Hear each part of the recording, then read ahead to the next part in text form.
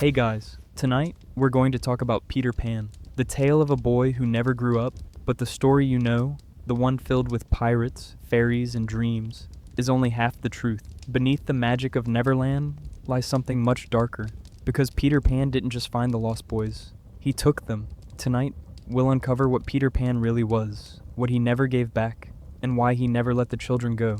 The real story behind Peter Pan. There's a window in London that should have stayed closed. 3 children dreaming ordinary dreams. Wendy, John, Michael, safe in their beds. But every night, something tried to get in.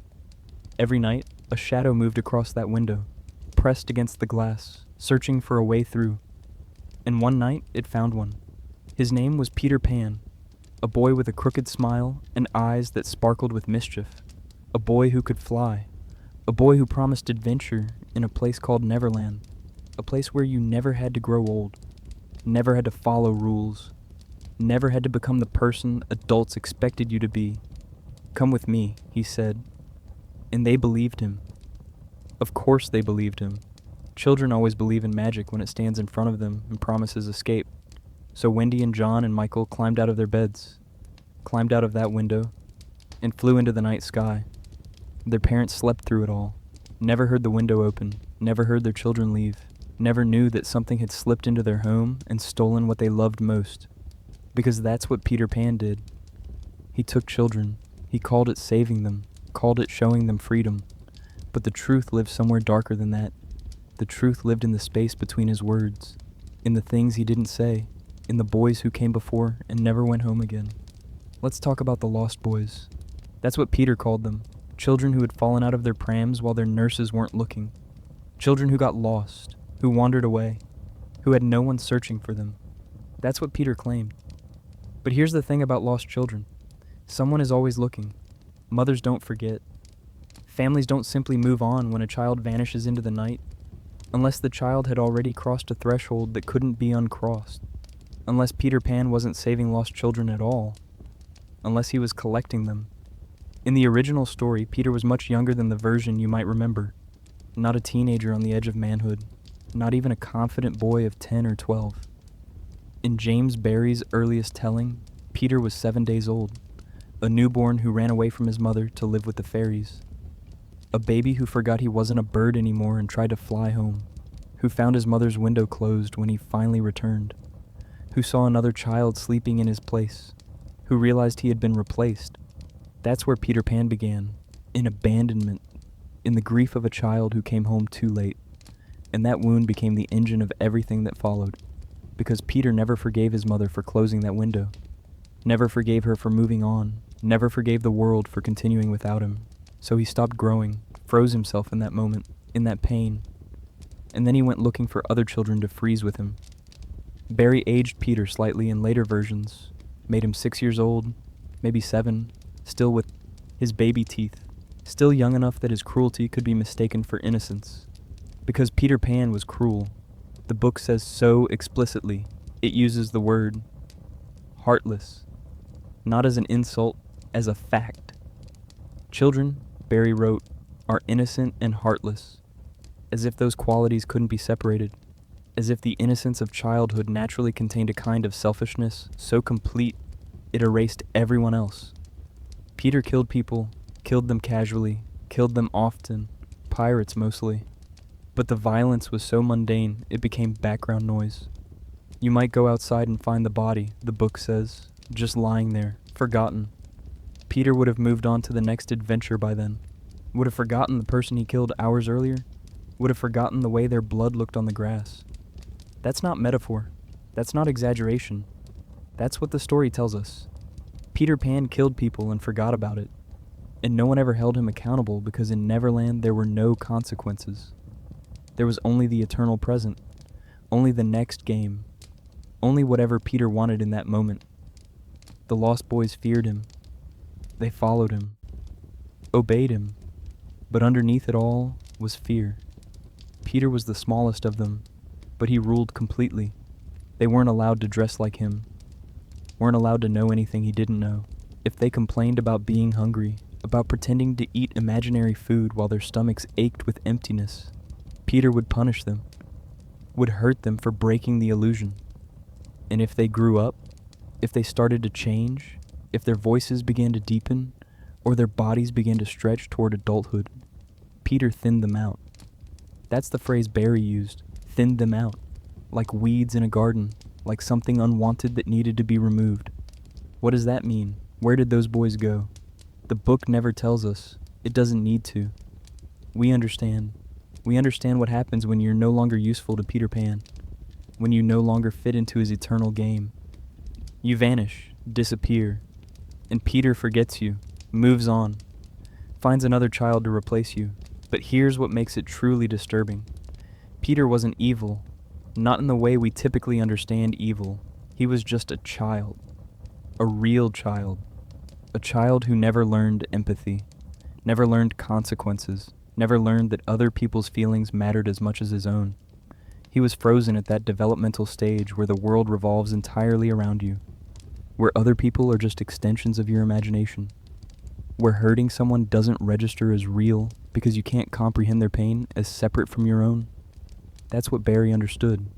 That's what he was trying to show us. Children aren't innocent because they're good. They're innocent because they don't know any better yet, because they haven't learned to see beyond themselves. And if you take a child and freeze them in that state forever, if you give them power and magic, an eternal life without ever teaching them to care, you don't create a hero, you create something monstrous. Peter Pan lived in a world called Neverland, a place of adventure and danger and magic, a place where pirates fought fairies and mermaids sang from lagoons, and time moved differently than it did in London. But Neverland wasn't a paradise, it was a prison, a beautiful, glittering prison where children went and never left, where they forgot their parents, forgot their homes, forgot everything that came before Peter, the window. That's the symbol that runs through the entire story, the window that connects the real world to Neverland, the window that represents memory, connection, home. As long as the window stays open, you can go back. As long as your mother keeps it unlatched, keeps waiting, keeps hoping, you're still tethered to the world you left behind. But if that window closes, if your mother stops waiting, then you're lost, truly lost, lost in a way that can't be undone. Peter tried to close Wendy's window, tried to trap her in Neverland forever by making her believe her mother had stopped waiting, had moved on, had replaced her the way Peter's mother had replaced him. But then he saw Mrs. Darling crying, saw her sitting in the nursery, weeping for her missing children. And something in Peter shifted. Something almost human flickered to life inside him. And he couldn't do it. Couldn't inflict that same wound on someone else. Couldn't close the window. That moment, that single moment of empathy, that's the only time in the entire story that Peter Pan acts selflessly. The only time he puts someone else's feelings before his own desires. And it costs him everything. Costs him Wendy. Costs him the family he wanted. Costs him the mother he never had. Because that's the tragedy of Peter Pan. He wanted love, wanted connection, wanted to be part of something that mattered, but he could never have it, could never grow into it, could never become the kind of person who could receive love because he was trapped in a version of himself that didn't know how to give it back. At the end of the story, Mrs. Darling offers to adopt Peter, offers to give him a home, a family, everything he ever wanted, and he refuses. Says he doesn't want to go to school, doesn't want to grow a beard, doesn't want to work in an office, doesn't want to become an adult, and he flies away, back to Neverland, back to his eternal game, back to the loneliness that will never end. But as he leaves, he looks back, looks through that window one more time, sees the Darling family reunited, sees them holding each other, loving each other, sees the warmth and connection he can never have. And Barry writes that Peter had ecstasies innumerable that other children can never know. But he was looking through the window at the one joy from which he must be forever barred. That's Peter Pan, not a hero, not a villain, just a child who never learned to be anything more than a child, who never learned that growing up isn't about getting old, it's about growing a heart. But there's more to this story. There's another layer beneath the surface. Because Peter Pan's shadow doesn't behave the way shadows should. It writhes, it flees, it separates from him and tries to escape. When Wendy sews it back on, it's not a charming moment. It's a violation of something fundamental. A shadow is supposed to be part of you, bound to you, but Peters wants to get away. That's not mischief. That's a warning. Shadows in folklore are bound to the soul. If Peters wouldn't stay, what does that tell us about his? What does it mean when your own shadow tries to run? When the dark reflection of who you are refuses to follow you anymore? Maybe Peter didn't lose his shadow. Maybe he cast it off. Maybe that's why there's such an eerie disconnect in his presence. Why he never remembers the boys he's lost. Why he laughs at death. Why he never feels grief. The shadow represents the part of him that could feel, could connect, could grow. And he left it behind, severed it. And without it, he's not quite real anymore. Not quite human. Just a hollow thing wearing the shape of a boy. Think about the way Peter enters the Darling nursery. He doesn't knock, doesn't speak at first. His presence fills the room like fog. And when he does speak, Wendy and her brothers don't scream, don't run, don't call for their parents. They listen, they follow. But why? What child would willingly climb out a window with a stranger in the dead of night unless something deeper was at work? It wasn't persuasion, it was enchantment. Peter's voice is always described as melodic, light, irresistible. But maybe that wasn't just charm. Maybe it was something else, something that unmoored children from reason, from safety, from home, one that made them forget why they shouldn't go. Neverland itself is wrong. The fairies serve Peter with disturbing loyalty. Tinkerbell tries to have Wendy killed, orders one of the Lost Boys to shoot her out of the sky. And he does, without hesitation, without question. That's not friendship, that's possession. The mermaids sing songs that lure sailors to their deaths. Time doesn't pass normally. Reality bends to Peter's will, or perhaps to the will of something inside him, and always, that shadow. Too alive, too rebellious, too wrong. A reminder of what he once was, or what he bargained away. What if Peter forgot his parents, not because memory fades in Neverland, but because he was erased? What if the price of eternal youth wasn't time, but humanity? What if Neverland's magic was the result of something darker, something that required sacrifice? Peter's laughter echoes through the trees, but it's hollow, a sound with no warmth, no soul, just noise, the laughter of someone who's never truly felt joy. Only the echo of it. He never grew up, not because he couldn't, but because he wasn't allowed to, not a gift, a curse. And Neverland wasn't a sanctuary, it was a trap disguised as a dream. A gilded prison for children led there by the one who escaped death by making sure others couldn't. Even his name carries weight. Pan.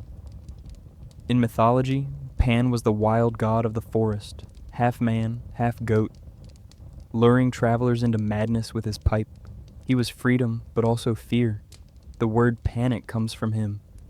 The terror you feel when you're lost in the woods and realize nothing looks familiar anymore. When you understand you've wandered into something ancient and inhuman, and you can't find your way back. Barry chose that name for a reason. Peter wasn't just a boy. He was a force, untamed, unpredictable, and perhaps unknowable. He didn't just take children. He took their futures, their potential, their names. Every predator has a pattern. Peter's was no different. He hunted innocence, craved the wild spark of youth, and Neverland was his domain. A place where time stood still, where growth stopped, where children remained children forever because Peter wouldn't let them become anything else. The Lost Boys were welcomed until they weren't. They could only stay as long as they stayed young. The moment they began to grow up, the moment their voices deepened, their wonder faded, they were discarded, erased from a world that never asked where they'd gone. Barry was clear when he wrote it. When they seem to be growing up, which is against the rules, Peter thins them out. A phrase that lands like a blade. What did it mean? Were they sent away, forgotten, or something darker? Peter made it seem like everything they ever wanted was in Neverland. He didn't force them, not physically, but he manipulated them with stories, promises, dreams, and they followed. That was his pattern. Lure, isolate, replace. He made sure they had no one left but him. And when they no longer fit into his vision, they were removed. His obsession with staying young mirrored something twisted, like a collector trying to preserve a perfect moment, keeping trophies in a fantasy that would never end. The Lost Boys even forget where they came from in Neverland. Their memories weren't erased overnight. They were reshaped, molded to fit the story he needed them to tell. And when they didn't, they vanished. But some of them escaped. Some of them grew up despite Peter's efforts. And when they did, they became pirates. They joined Captain Hook's crew. And suddenly, the villain of the story looks different. Captain Hook, the man with the iron hand and the ticking crocodile always at his heels. We're told he's a monster, a villain, a man consumed by revenge. But what if that's not the whole story? What if Hook is a survivor, a former lost boy who escaped, who grew up, who came back to save the others? Think about it. Where do all the pirates come from? They're adults in a world where children don't grow up. They're men who somehow made it through, who somehow survived Peter's culling, who somehow found a way out, and now they fight against him. Try to stop him. Try to save the next generation of lost boys before they forget who they are. Hook isn't the villain. Peter Pan is. Hook is the adult who came back, the one who remembers, the one who sees through Peter's lies and tries to stop the cycle. He's educated, refined. Barry describes him as an Eton man, someone who values culture and intellect. This isn't a mindless brute. This is someone who understands what's happening, what Peter really is, and he's trying to stop it. During the final battle, Peter cuts off Hook's hand and feeds it to a crocodile, turns the creature into Hook's predator. That's not heroism, it's calculated cruelty. What kind of child has the courage and the stomach to sever a man's hand, to watch it disappear into a monster's mouth, to laugh about it afterward? Yet Barry shows us Hook in a very different light, shows us his pain, his determination, his refusal to give up even when everything is stacked against him. Hook must have been rallying the lost boys, urging them to flee, trying to return them to their families. Why else would Peter be so determined to stop him? Why else would Peter fight so hard to keep them?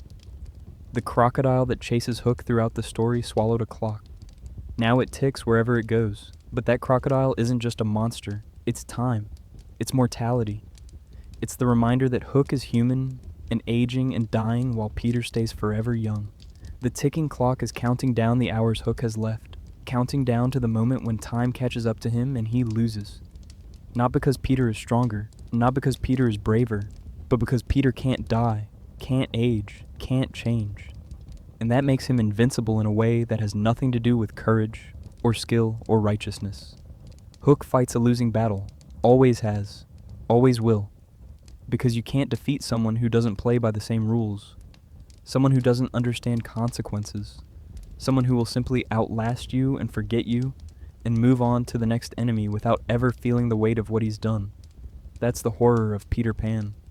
Not that he's evil, but that he's nothing. He's a void, a black hole that pulls children in and never lets them go. He's the part of childhood that we romanticize but shouldn't, the part that's selfish and thoughtless and cruel without meaning to be. The part that hurts people because it genuinely doesn't understand that other people can hurt. Wendy sees it, slowly, gradually. She comes to Neverland thinking it's a paradise, thinking Peter is a hero, thinking she'll play house and be a mother to the lost boys and have adventures and fly through starlit skies.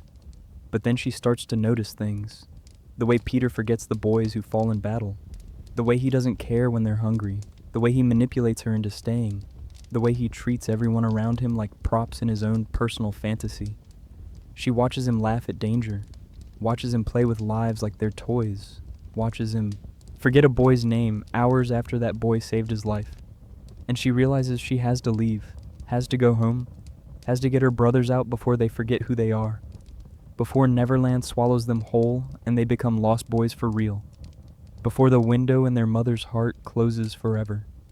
So she opens the window in Neverland, decides to return, and Peter lets her go. Not because he wants to, but because he saw her mother crying and remembered just for a moment what it felt like to be left behind. Just for a moment, his frozen heart thought enough to feel someone else's pain. And it was enough, barely, but enough. Wendy returns to the real world, returns to her parents, returns to the house on the quiet street where time moves forward and people grow old and nothing stays the same. And Peter flies away, back to Neverland, back to his eternal game, back to the boys who will forget him eventually and be forgotten in turn. But here's the thing, the story doesn't end there.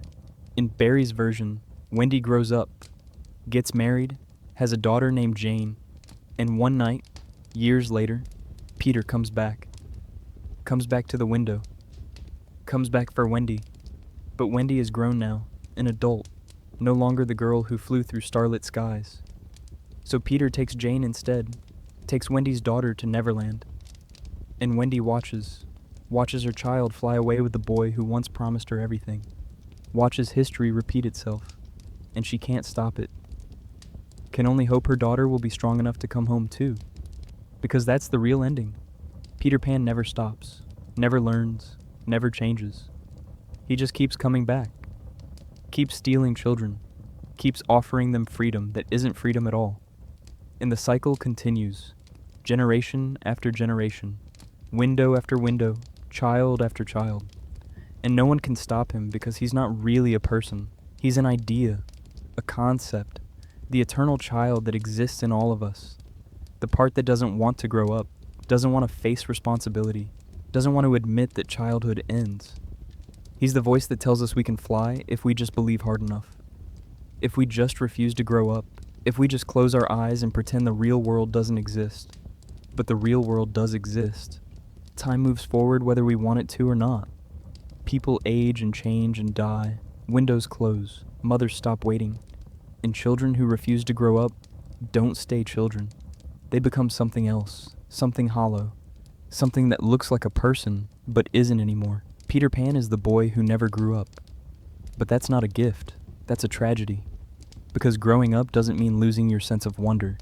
Doesn't mean forgetting how to imagine. Doesn't mean becoming boring or bitter or cold. Growing up means learning to care about someone other than yourself. Learning that your actions have consequences. Learning that other people's pain matters as much as your own. Peter never learned that, never could learn that. He's trapped forever in the worst version of childhood. The version that sees everyone else as background characters in his story. The version that plays games with real lives and forgets them when the game is over. And Neverland? Neverland isn't a place you go.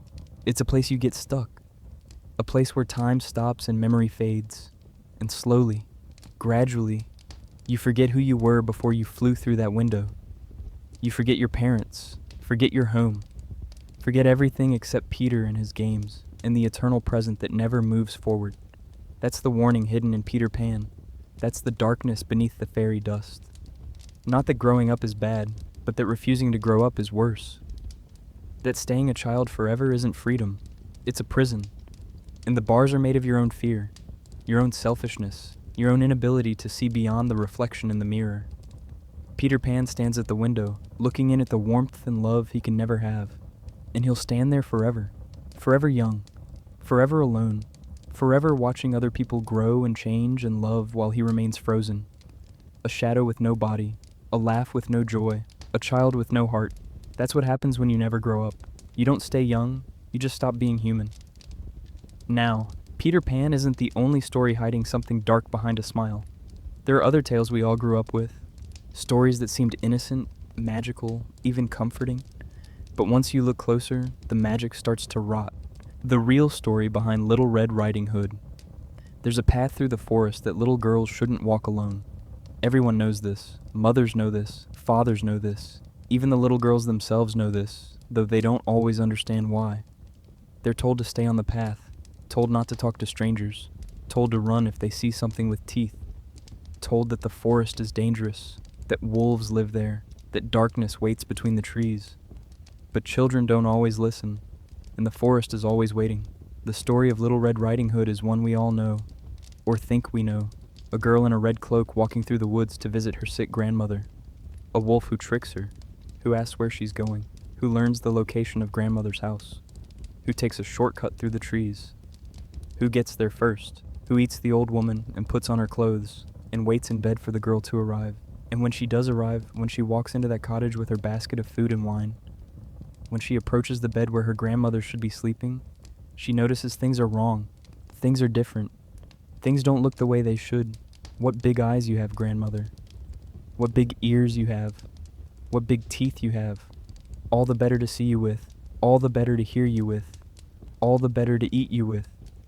And then the wolf lunges, springs from the bed, reveals himself, shows his true nature, and depending on which version of the story you're reading, Either a huntsman arrives just in time and cuts open the wolf's belly and saves both grandmother and child, or the wolf succeeds, eats the girl, goes to sleep with a full belly, and the story ends there, in darkness, in silence, in a child's scream that no one heard in time. That's the version Charles Perrault wrote in 1697, the French version, the original version before anyone softened it. No rescue, no happy ending, no last-minute salvation, just a wolf, and a girl, and a terrible mistake. The wolf eats Little Red Riding Hood. The story ends. And Perrault, wanting to make absolutely certain his readers understood the meaning, added a moral at the conclusion, a poem, a warning, written directly to young girls. And it doesn't talk about wolves at all. It talks about men who seem charming, men who seem gentle, men who speak softly and smile easily, men who follow young ladies through the streets, men who follow them into their homes, men who follow them into their bedrooms. These wolves, Perrault writes, are the most dangerous of all, because they don't look like monsters, they look like people, they look safe, they look trustworthy, until they're not. The red cloak is important.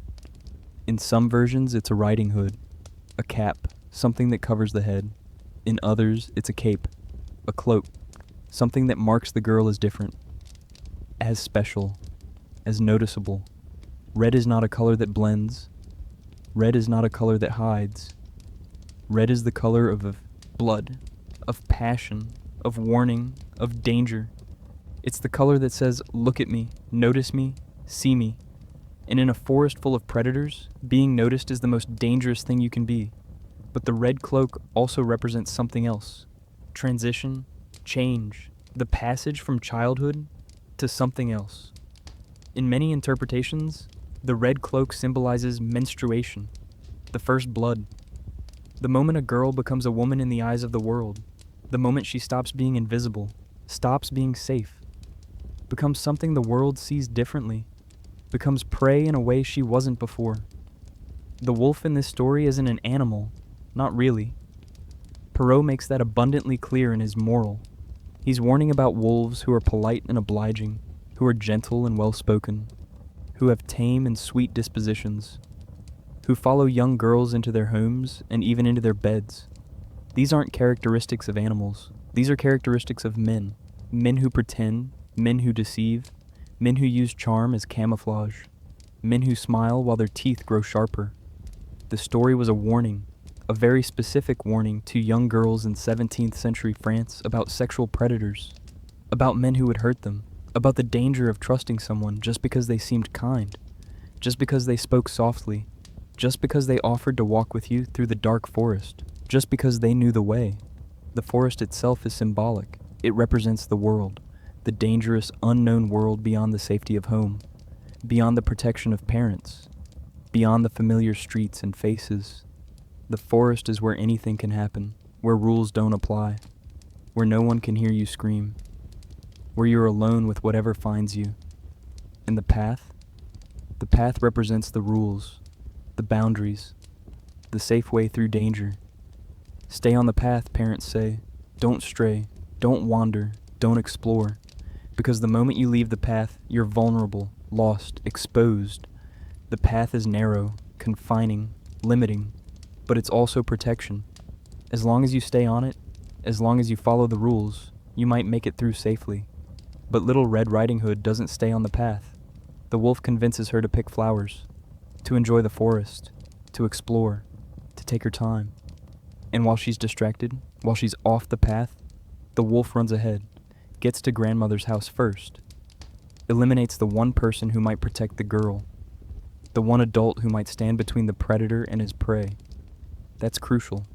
The wolf doesn't just want the girl, he wants her isolated, wants to remove any protection she might have, any witnesses, any interference. So he eats the grandmother, literally eliminates the older woman, the one who has experience, the one who might recognize danger, the one who might warn the girl before it's too late. And then he puts on grandmother's clothes, grandmother's nightcap, grandmother's face. He disguises himself as someone safe, someone trustworthy, someone the girl loves and trusts implicitly, because that's what predators do. They don't announce themselves. They don't wear signs that say danger. They disguise themselves as safety, as family, as people you should trust, as people who would never hurt you. The cottage is supposed to be safety, home, family, the place where nothing bad can happen, where you're protected, where danger can't reach you. But the wolf gets there first, corrupts that space, turns safety into danger, turns home into a trap. And when the girl arrives, she doesn't realize anything is wrong at first, because she trusts, because she expects her grandmother to be there, because she has no reason to suspect that the figure in the bed isn't who it appears to be. The questions she asks are telling. What big eyes you have, what big ears, what big hands, what big teeth. She's noticing details, recognizing that something is wrong. Her instincts are warning her. Her body is telling her to run. But she ignores those warnings, stays, asks polite questions, tries to make sense of what she's seeing, tries to convince herself that everything is fine, that her grandmother just looks different today, that there's a reasonable explanation, because we're taught to ignore our instincts, taught to be polite, taught not to make accusations, taught not to be rude, taught that suspecting someone, especially someone in a position of trust, is wrong, mean, ungrateful. So we ignore the warning signs, ignore the voice that says run, ignore the feeling that something is very, very wrong. We stay, we ask polite questions, we try to rationalize away our fear, and that's when the wolf strikes, when we're close enough, when we've ignored our instincts long enough, when we've talked ourselves out of running. That's when the disguise drops, when the teeth show, when it's too late to escape. In Perrault's version, that's where the story ends. The wolf eats Little Red Riding Hood. There's no rescue, no huntsman, no last-minute salvation. Just a girl who made a mistake, who talked to a stranger, who left the path, who ignored her instincts, who trusted someone she shouldn't have. And the consequence is death, is being devoured, is ceasing to exist. And Perrault doesn't apologize for this ending, doesn't soften it, doesn't say she was saved at the last second. He lets her die, lets the wolf win. Because that's the reality he's warning about. Sometimes there's no rescue. Sometimes the wolf succeeds. Sometimes little girls disappear into the forest and never come home. And pretending otherwise doesn't protect them. It just makes them more vulnerable. The moral he adds makes the meaning explicit. This isn't about wolves. This is about men. Young, attractive, charming men who follow girls home. Who sweet-talk them. Who gain their trust. Who get them alone. These men, Perrault writes, are the most dangerous wolves of all, because by the time you realize what they are, you're already in the bed with them, already alone, already trapped, already in danger.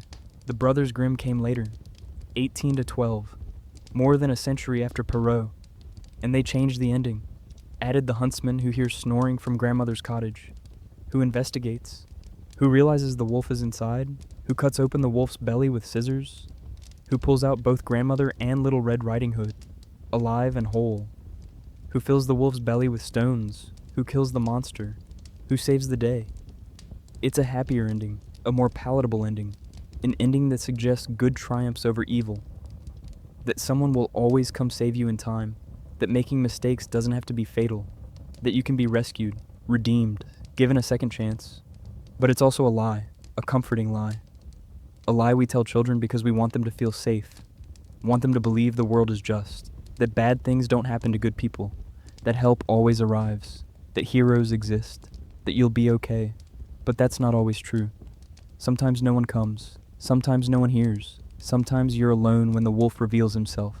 Sometimes there's no huntsman, no scissors, no rescue. Just you and the predator and the choice you already made. The choice to talk to him, to leave the path, to ignore your instincts, to trust when you shouldn't have. And even in the Grimm version, even with the happy ending, there's a question that lingers. What happened inside that wolf's belly? How long were grandmother and Little Red Riding Hood in there? What was that like? Were they conscious? Could they breathe? Could they scream? Were they digested? Were they in pain? The story doesn't say. It just says they were pulled out alive. But alive doesn't mean unharmed, doesn't mean unchanged, doesn't mean the trauma didn't happen. Being swallowed by a wolf and then cut out of its belly isn't a happy ending. It's survival. It's trauma. It's something you carry with you forever. It's nightmares and fear and never feeling safe again. It's jumping at shadows and avoiding forests and checking every room before you enter. It's never fully trusting anyone again because you trusted once and it almost killed you. That's what the story is really about. Not the wolf itself, not the forest, not even the rescue, but the vulnerability. The moment you realize the world is more dangerous than you thought, that people aren't always what they seem, that sometimes the person in your grandmother's bed isn't your grandmother at all, that sometimes safety is an illusion, that sometimes the rules aren't enough to protect you. The red cloak becomes a symbol, a mark, a warning to other girls. This is what happens when you stray, when you trust, when you ignore your instincts, when you leave the path. This is the price of being noticed, of being young, of being female in a world full of predators, and the path itself becomes a metaphor for all the rules society places on women. Don't go out alone. Don't talk to strangers. Don't wear bright colors. Don't attract attention. Don't stay out late. Don't walk through dangerous neighborhoods. Don't drink too much. Don't let your guard down. Don't. 1,000 restrictions designed to keep you safe, designed to keep you on the path, designed to protect you from wolves. But the wolves are always there, always waiting, always patient, and no amount of staying on the path guarantees safety, because sometimes the wolves come to you, sometimes they're already in your grandmother's house, sometimes they're wearing faces you trust, sometimes they're people you know, family members, teachers, friends of the family, coaches, priests, doctors, people who should be safe, people who should protect you, people who turn out to be wolves. That's the real warning of Little Red Riding Hood. Not that strangers in the forest are dangerous, but that danger can look like safety. That wolves can look like grandmothers. That predators disguise themselves as protectors. That you can follow all the rules and still end up in danger. That sometimes the path leads right to the wolf's door. That sometimes home isn't safe either. The story has been retold countless times since Perrault. Countless versions, countless interpretations. Some make the girl more clever, let her figure out the deception and escape on her own. Some make the wolf more obviously monstrous, less human, less believable. Some add magic, add fairy godmothers, add supernatural elements that make it clear this is fantasy, not reality. But Perrault's version remains the most honest, the most brutal, the most true to what he was trying to warn about. Because in his version, there's no magic, no supernatural elements. Just a girl and a wolf who looks like a man in a forest and a terrible mistake. Just reality. Just the danger that actually exists in the world. Just the warning that needed to be given. And the warning is this: the world is dangerous, especially for young girls, especially for women. There are predators. They don't look like monsters. They look normal, charming, trustworthy. They know how to talk to you, how to gain your trust, how to make you feel safe, how to get you alone. And by the time you realize what they are, it's often too late. Stay on the path. Trust your instincts. If something feels wrong, it probably is. If someone makes you uncomfortable, listen to that feeling. Don't be polite at the expense of your safety. Don't ignore warning signs. Don't convince yourself it's fine when it's not. Don't let anyone pressure you off the path. Don't go into the cottage if something feels wrong. Don't get into the bed. Don't ignore the teeth. But also understand, sometimes, even if you do everything right, even if you stay on the path and trust your instincts and follow all the rules, danger still finds you. Sometimes the wolf is faster, smarter, more patient. Sometimes he gets to grandmother's house first. Sometimes he's already there when you arrive. Sometimes he's someone you already know, already trust, someone who already has access to you. And in those cases, when the wolf reveals himself, when the teeth show, when you realize the danger you're in, remember, it's not your fault. You didn't do anything wrong. You didn't cause this. You didn't ask for this. The wolf chose to be a wolf. The predator chose to prey. That's on them, not on you. The red cloak doesn't make you prey. Being noticed doesn't make you responsible for someone else's violence. Leaving the path doesn't mean you deserve what happens. Trusting someone doesn't mean it's your fault when they betray that trust. Making a mistake doesn't mean you should be devoured. But the world doesn't always see it that way. The world asks, what was she wearing? Why was she in the forest alone? Why did she talk to him? Why did she leave the path? Why didn't she run? Why didn't she scream? Why didn't she fight? Why didn't she know? As if the girl is responsible for the wolf's actions, as if she made him hungry, as if she forced him to pretend, as if she held the scissors and cut open her own grandmother and climbed into that belly herself. That's the cruelest part of the story. Not what the wolf does, but what happens after. The way the world looks at the girl and asks what she did wrong. The way the moral focuses on her behavior, her choices, her mistakes. As if the wolf had no choice. As if predators are forces of nature that can't be held accountable. As if the only person who could have prevented this was the girl herself. But that's backwards. The wolf is the one who chose violence. The wolf is the one who left his forest and went to grandmother's house. The wolf is the one who put on a disguise. The wolf is the one who waited in that bed. The wolf is the one who attacked. The wolf is the one responsible. Not the girl. Never the girl. Little Red Riding Hood is a story we've been telling for more than 3 centuries. 300 years of warnings. 300 years of teaching girls to be afraid, to be careful, to stay on the path, to not talk to strangers, to protect themselves from wolves. And in all that time, has it worked? Are there fewer wolves? Are girls safer? Or have we just taught generations of girls to be afraid while doing nothing about the predators? Maybe that's the real lesson we should take from Little Red Riding Hood. Not that girls should be more careful, but that we should stop the wolves. That we should teach boys not to prey instead of teaching girls not to be preyed upon. That we should believe girls when they say something feels wrong. That we should check grandmother's house before sending children there alone. That we should make the forest safer instead of just warning girls to avoid it. Because the forest is half the world. The path is narrow and confining. And girls deserve to walk freely without fear. Deserve to wear red cloaks if they want to. Deserve to pick flowers. Deserve to visit their grandmothers without wondering if a wolf got there first. Deserve to trust people without that trust being weaponized against them. Deserve to make mistakes without those mistakes being fatal. The story of Little Red Riding Hood ends with teeth, with consumption, with a girl disappearing into darkness. And we tell it to children as a warning, as a lesson, as a way to keep them safe. But maybe we're telling it to the wrong people. Maybe the wolves are the ones who need to hear it, need to understand that we see them, know them, won't let them hide in grandmother's bed anymore, won't let them disguise themselves as safety, won't let them hunt in our forests. Maybe that's the ending we need. Not a huntsman with scissors, not a rescue that comes too late, but prevention, protection, a world where little girls can walk through forest without fear, where red cloaks don't mark you as prey, where grandmother's house is actually safe, where wolves are called what they are and stop before they attack. That's the fairy tale we should be telling. Not the one where the girl gets eaten and learns her lesson, but the one where the wolves learn theirs.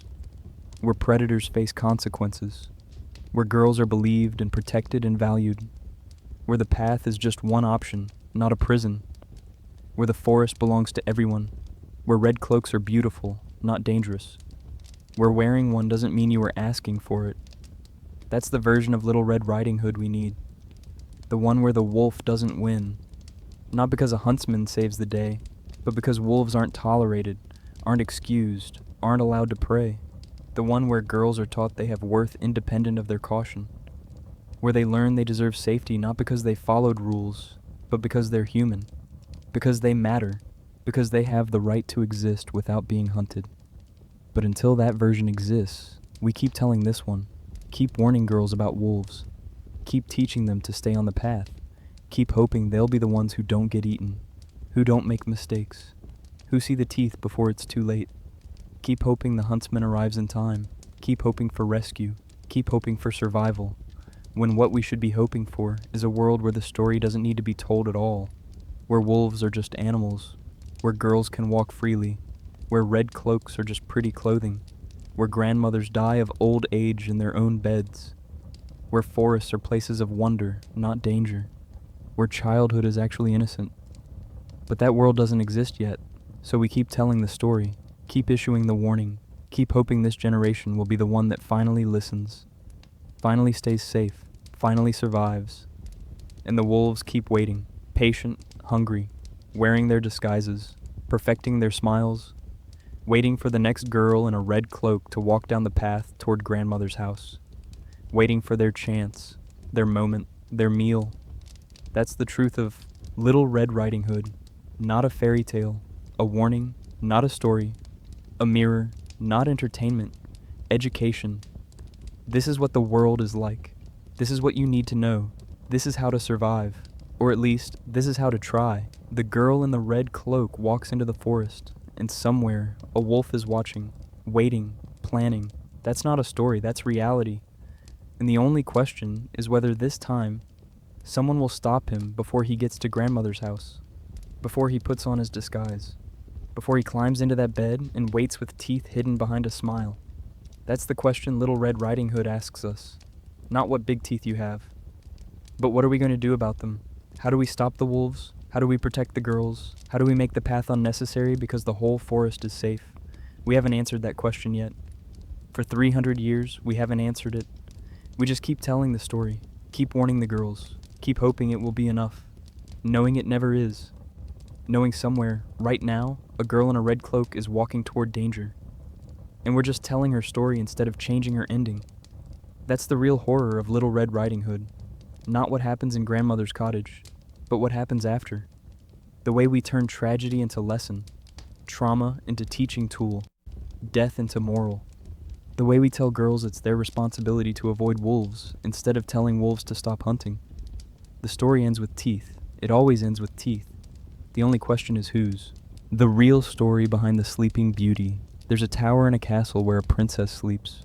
She's been sleeping for 100 years, sleeping through storms and seasons and the slow decay of everything around her, sleeping through the vines that climb the walls, the dust that settles on her face, the roses that grow thick as a forest around the castle, the silence that fills the rooms where laughter used to live. And everyone says she's waiting, waiting for true love's kiss, waiting for a prince to find her, waiting to wake up and live happily ever after. But that's not what the original story says. That's not what happened at all. The story of Sleeping Beauty is one of the oldest fairy tales we have. It's been told and retold across centuries, across cultures, across languages and borders and generations. And with each retelling, it got softer, sweeter, more palatable for children. The edges were sanded down, the darkness was painted over. The uncomfortable truths were replaced with romance and magic and the promise of happy endings. But the original version, the one written by Giambattista Basile in 1634, titled Sun, Moon, and Talia, was something else entirely. Something we don't tell children anymore. Something we've collectively decided to forget. Something that reveals truths we'd rather not acknowledge about power and vulnerability, and what happens when you can't protect yourself. In Basile's version, the princess isn't named Aurora or Briar Rose. She's called Talia, and her story doesn't begin with a christening or an angry fairy. It begins with a prophecy, a prediction given to her father the king, that his daughter would be in great danger from a splinter of flax, from the act of spinning, from the simple domestic work that women did every day in every household across the kingdom. The king, trying to protect his daughter, bans all flax from the castle, bans all spinning wheels, makes it illegal to even speak of such things in her presence. He thinks he can prevent fate through prohibition, through control, through eliminating every possible source of danger from her world. He builds walls around her, rules around her, restrictions around her, all in the name of keeping her safe. But fate doesn't work that way. Danger doesn't work that way. You can't prevent the world from being dangerous just by pretending the danger doesn't exist. You can't protect someone by keeping them ignorant. You can't make them safe by making them helpless. Talia grows up beautiful and sheltered and completely unprepared for the world.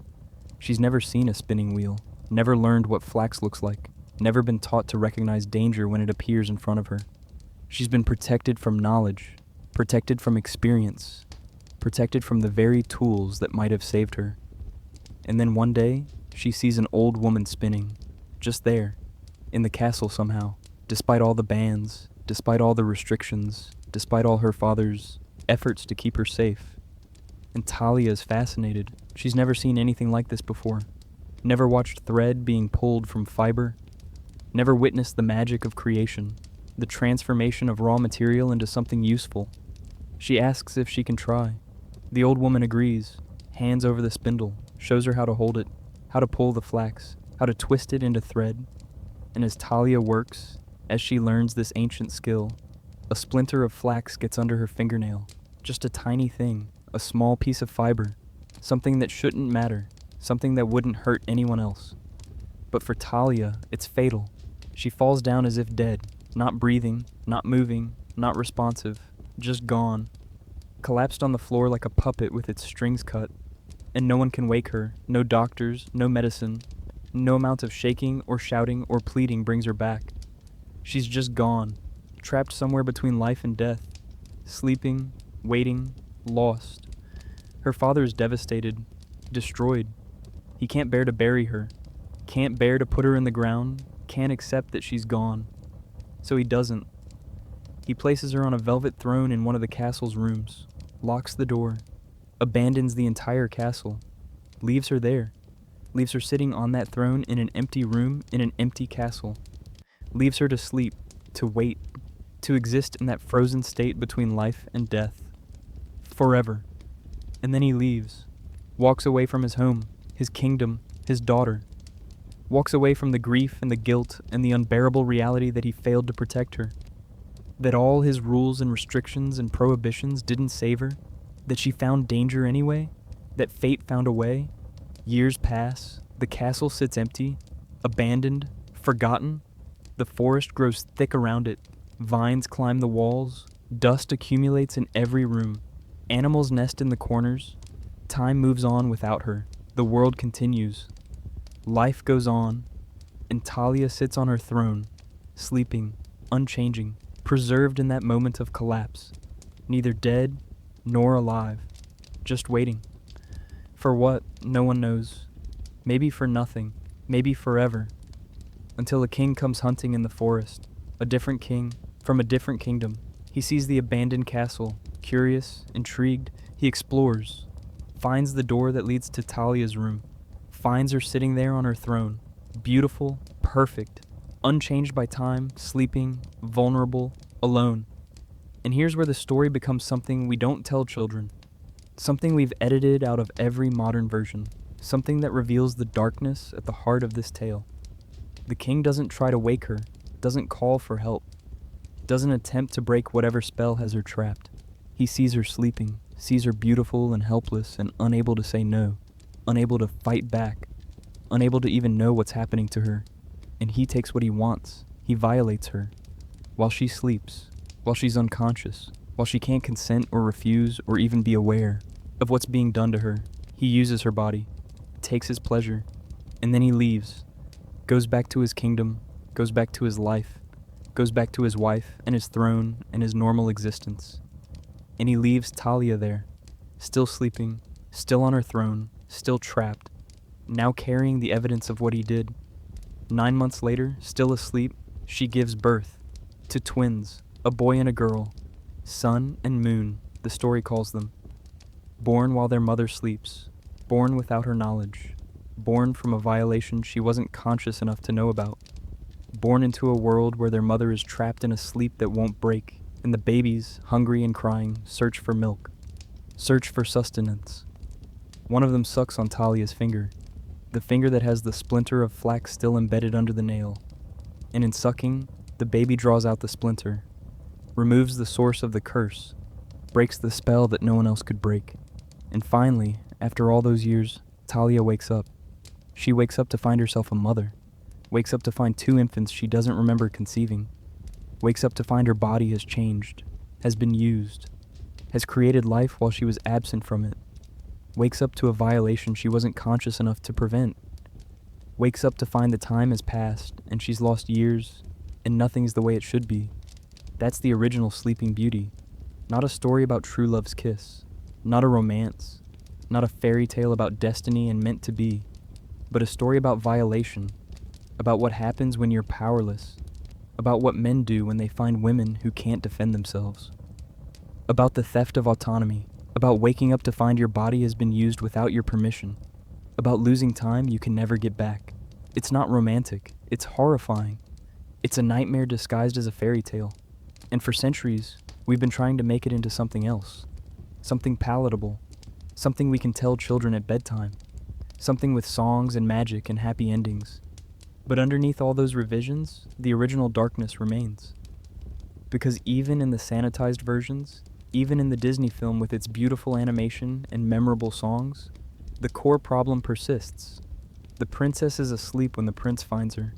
She's unconscious, unable to consent, unable to choose, unable to participate in her own story.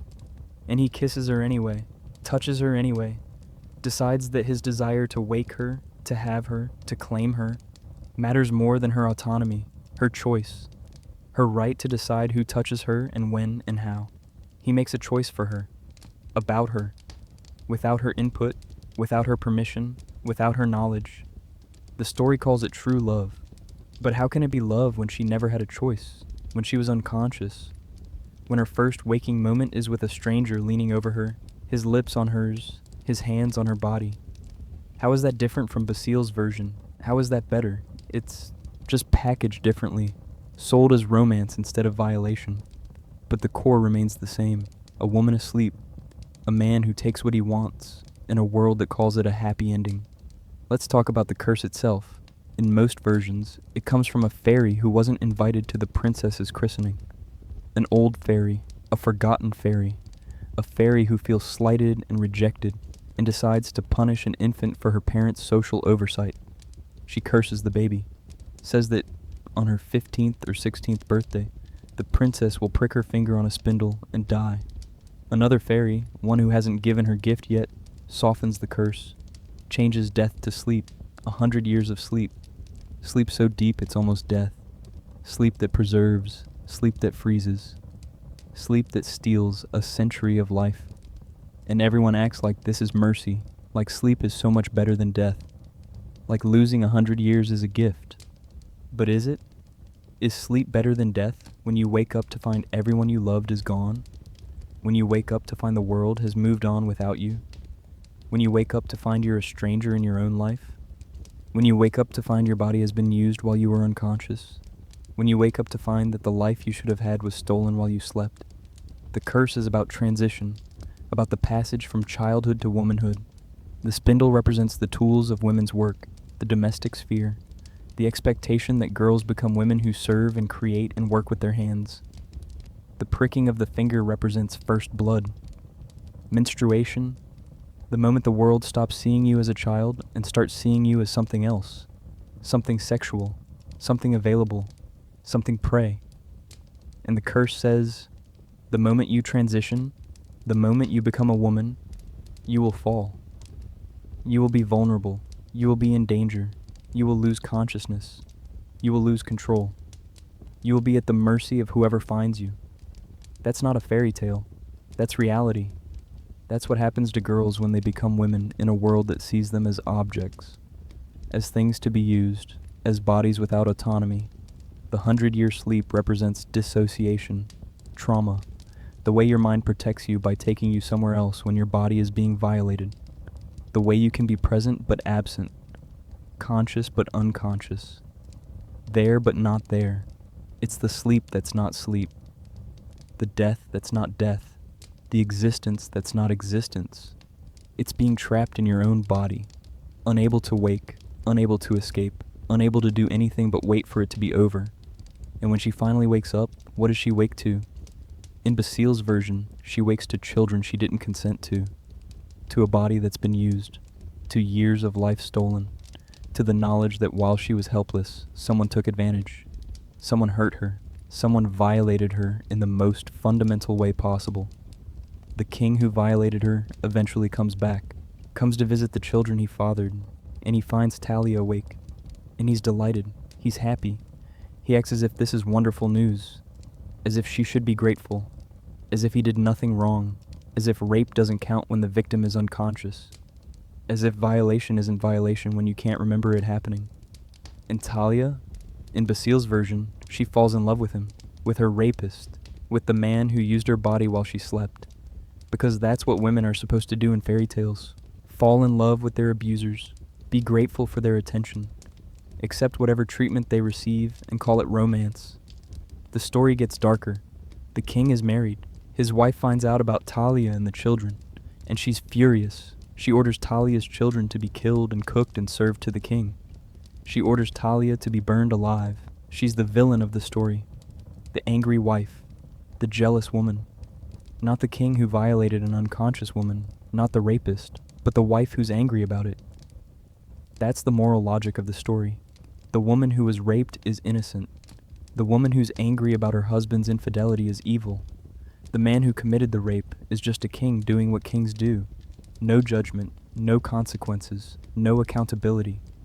Just a woman being punished for being victimized, and another woman being punished for being angry about it. Eventually, in Basile's version, the king saves Talia from being burned, kills his wife, marries Talia, and they live happily ever after, with the children born from rape, in a marriage built on violation.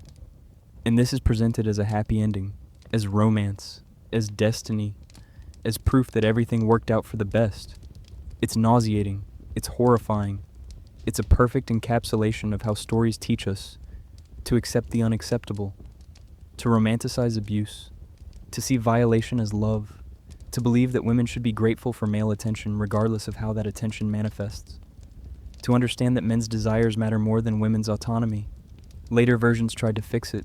Charles Perrault wrote his version in 1697, got rid of the rape, got rid of the birth during sleep, got rid of the evil wife, made it simpler. A princess cursed to sleep, a prince who finds her, a kiss that wakes her, she opens her eyes, sees him, falls in love immediately. They marry. Happy ending. Clean. Simple. Romantic. But even this version has problems. She's still asleep when he finds her. Still unconscious when he kisses her. Still unable to consent. Still having her first intimate moment with a stranger without her permission. It's just dressed up prettier, made more palatable, given a veneer of romance to cover the lack of consent. The Brothers Grimm told it again in 1812. Called it Little Briar Rose, kept Perrault's structure, added the detail of the entire castle falling asleep with her, the king and queen and all the servants and animals, everyone frozen in time, everyone waiting for the prince to arrive, everyone's fate tied to this one girl's sleep, and they added the thorns, the roses that grow thick around the castle, that trap it, protect it, keep everyone out for 100 years. Princes try to get through, try to reach the sleeping princess. And the thorns kill them, catch them, hold them, preserve their corpses as a warning.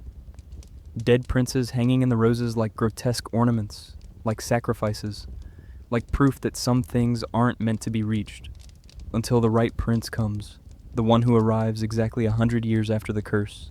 And for him, the roses part, the thorns retract, the path opens, he walks through easily, no struggle, no danger, no dead princes to stumble over. Just an open door, just permission, just fate deciding this is the right man at the right time. And he finds her sleeping, finds her beautiful, finds her irresistible, and he kisses her, and she wakes, and everyone wakes. And time starts moving again, and they get married and live happily ever after. And no one ever talks about the 100 years that were lost, the lifetime that was stolen, the choices that were never made. The castle with its thorns and roses isn't protection, it's a prison. It's keeping her in as much as it's keeping others out. She's trapped there, frozen there, unable to leave, unable to wake, unable to do anything but wait. And the thorns that kill the other princes aren't saving her from danger.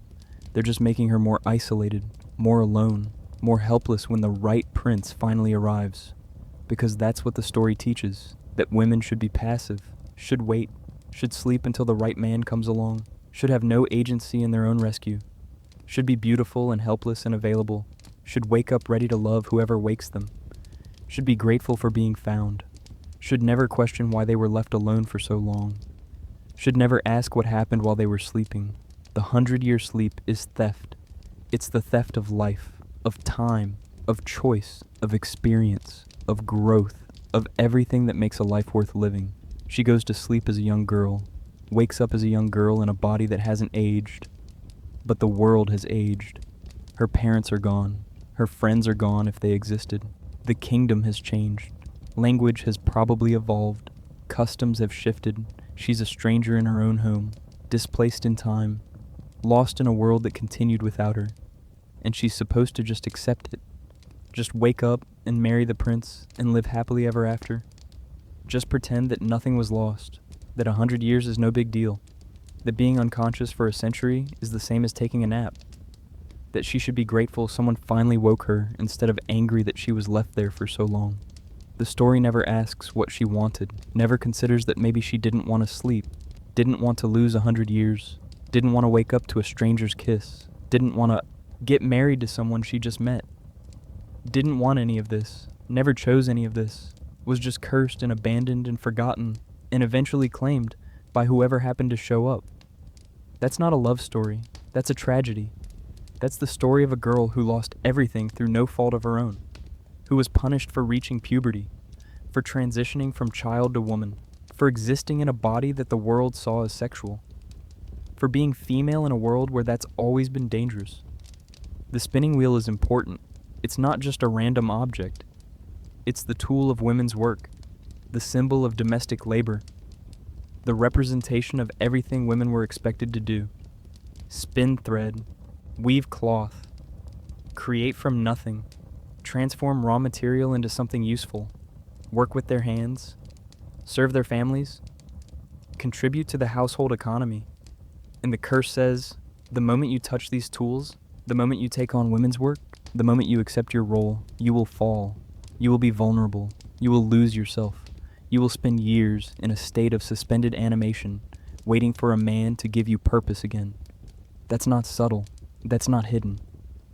That's the text of the story. Women's work is dangerous. Femininity is a curse. Growing up is a trap. And the only escape is through a man. Through marriage. Through being chosen. Through giving up your identity entirely and becoming someone's wife. The fairies who attend the christening represent different forces, different possibilities, different futures. Each one gives a gift, beauty, grace, musical talent, kindness, all the qualities that make a woman valuable in the eyes of the world, all the qualities that make her marriageable, desirable, useful. None of them give her strength, intelligence, independence, agency, the ability to save herself, and the angry fairy who curses her. She's the one who was forgotten, left out, not invited, not valued, not respected. She's the crone, the old woman, the one society has decided is no longer useful, no longer beautiful, no longer worth remembering. And her curse is revenge, is a way of saying, if you don't value me, I'll ruin what you do value. I'll take your perfect princess and I'll destroy her.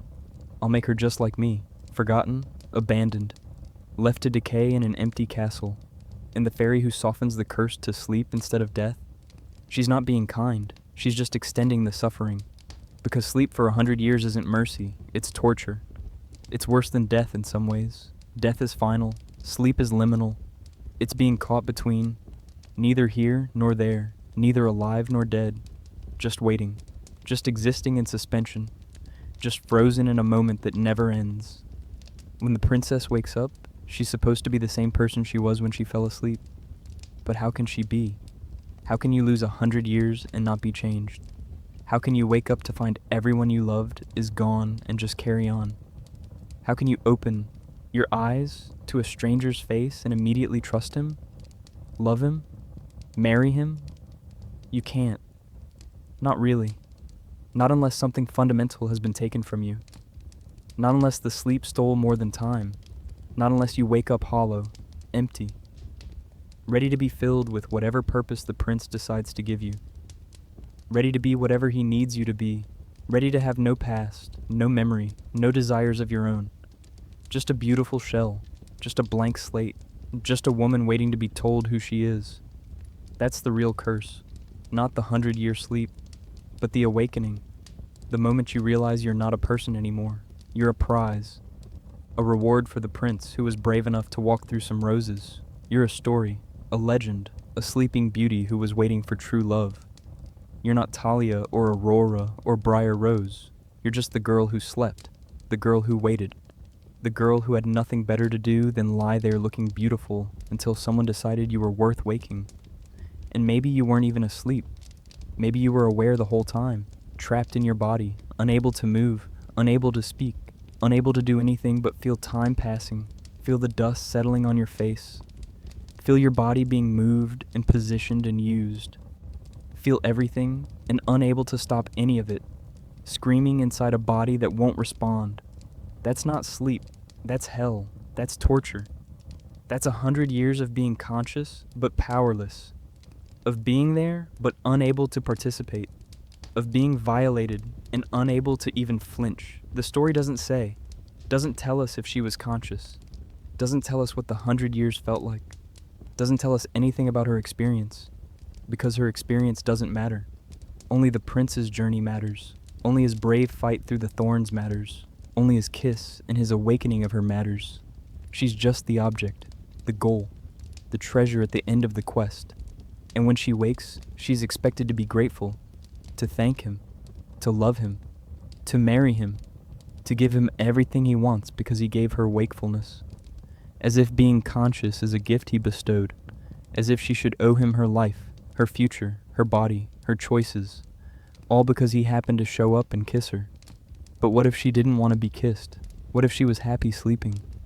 What if she was dreaming beautiful dreams and he ripped her out of them? What if she wakes up angry, confused, violated? What if the first thing she feels is fear at waking to a stranger in her room? What if she doesn't want to marry him? What if she wants to go back to sleep? What if she wants to be left alone? The story never asks, never considers, never imagines that she might have feelings that don't align with the narrative, that she might not fall in love immediately, that she might need time, space, therapy, help processing 100 years of stolen life, help understanding what happened to her body, help grieving everyone she lost, help adjusting to a world that moved on without her. But fairy tales don't have therapy, don't have processing time, don't have space for trauma that doesn't resolve itself instantly through the power of true love. So she wakes up, sees the prince, falls in love, gets married, lives happily ever after, and we're supposed to believe this is beautiful, this is romantic, this is what every girl should want. But it's not. It's horrifying. It's the erasure of a person, the replacement of a human being with an ideal, the transformation of a girl with thoughts and feelings and desires into a beautiful object that exists to validate a man's heroism, that exists to reward his bravery, that exists to fulfill his destiny. She's not a person in this story. She's a symbol, a prize, a plot device. She's the reason the prince goes on his journey, the goal he's trying to reach, the reward he gets for succeeding. But she's not a character, not really. She has no agency, no choices, no arc. She falls asleep, she wakes up, she gets married. That's it. That's her entire story. She's the most passive protagonist in all of literature. And that's what we teach girls. That's the message of Sleeping Beauty. Be beautiful. Be passive. Be patient. Wait for rescue. Wait for a man to give your life meaning. Wait for someone else to break your curse. Wait for permission to exist. Wait for someone to choose you. And when they do, be grateful. Be loving.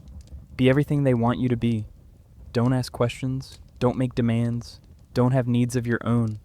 Just wake up and smile and say thank you and live happily ever after.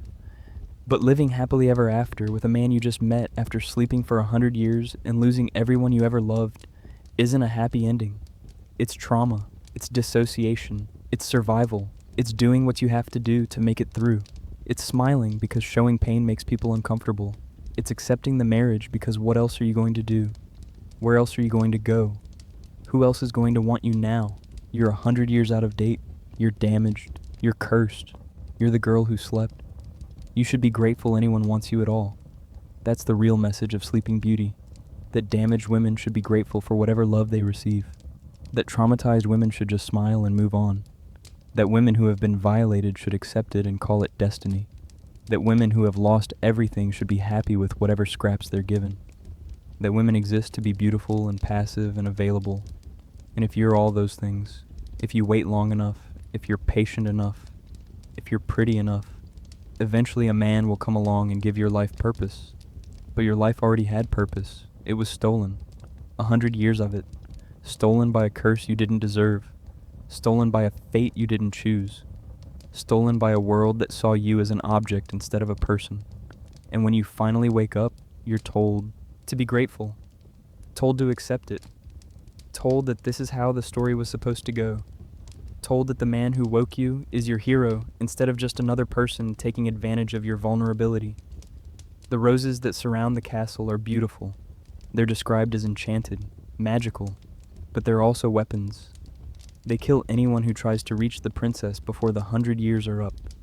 They're soaked in the blood of princes who tried and failed, who thought they could be the hero, who thought they could break the curse early, who died painful deaths tangled in thorns for their efforts. Those roses represent false protection. They're not keeping the princess safe. They're keeping her imprisoned. They're making sure she stays asleep, stays vulnerable, stays waiting. They're killing anyone who might wake her before fate decides it's time, before the right prince arrives. They're not protection. They're gatekeeping. They're ensuring she goes to the man destiny has chosen, not the man she might have chosen, not the first man who cared enough to try, but the one who shows up at the exact right moment, the one who doesn't have to fight, the one who gets her without effort. That's not love, that's ownership. That's fate deciding who gets to claim her, who gets to wake her, who gets to marry her. She has no say, never did. From the moment she was cursed, her entire future was decided by forces beyond her control. The fairy who cursed her, the fairy who changed the curse, the thorns that kept her isolated, the prince who happened to arrive on the right day. Everyone decided her fate except her. And we call this a love story. We call this romance. We tell little girls this is what they should want. This is what they should dream about. Sleeping and waiting and being helpless until a man comes along and gives them purpose. Being beautiful and passive and patient. Never fighting, never struggling, never trying to save themselves. Just waiting. Always waiting. Forever waiting. But waiting is not a virtue. Passivity is not a goal. Being helpless is not romantic. And waking up to find your life has been decided for you is not a happy ending. It's a tragedy. It's the loss of everything that makes life worth living. Choice, agency, freedom, the ability to participate in your own story. Sleeping Beauty is a warning, not about spinning wheels or curses or angry fairies, but about what happens when you're raised to be passive, when you're taught that your value lies in your beauty, when you're told that your purpose is to wait for a man to give your life meaning, when you learn that asking questions is dangerous, when you understand that transitioning from girl to woman is a curse, when you're trained to believe that unconsciousness is safer than consciousness, that sleep is better than struggle, that waiting is better than acting. The story tells us that she lived happily ever after, but did she? Did she really? Or did she just do what was expected? Just smile and accept and play the role she was assigned? Just become the wife, the queen, the mother, the woman who was Sleeping Beauty, the woman who waited, the woman who was chosen, the woman who had no story of her own except the one that happened to her while she was unconscious. Maybe she spent the rest of her life wondering what those 100 years felt like, wondering if she was conscious, wondering what happened to her body while she slept, wondering who else touched her, looked at her, stood over her considering, wondering if the prince was the first, wondering if she'll ever know, wondering if she wants to know. Maybe she spent the rest of her life grieving her parents, her friends, her kingdom, her time, her choices, her life, grieving the girl she was before she touched the spindle, grieving the woman she might have become, grieving the 100 years she lost, grieving the future that was stolen.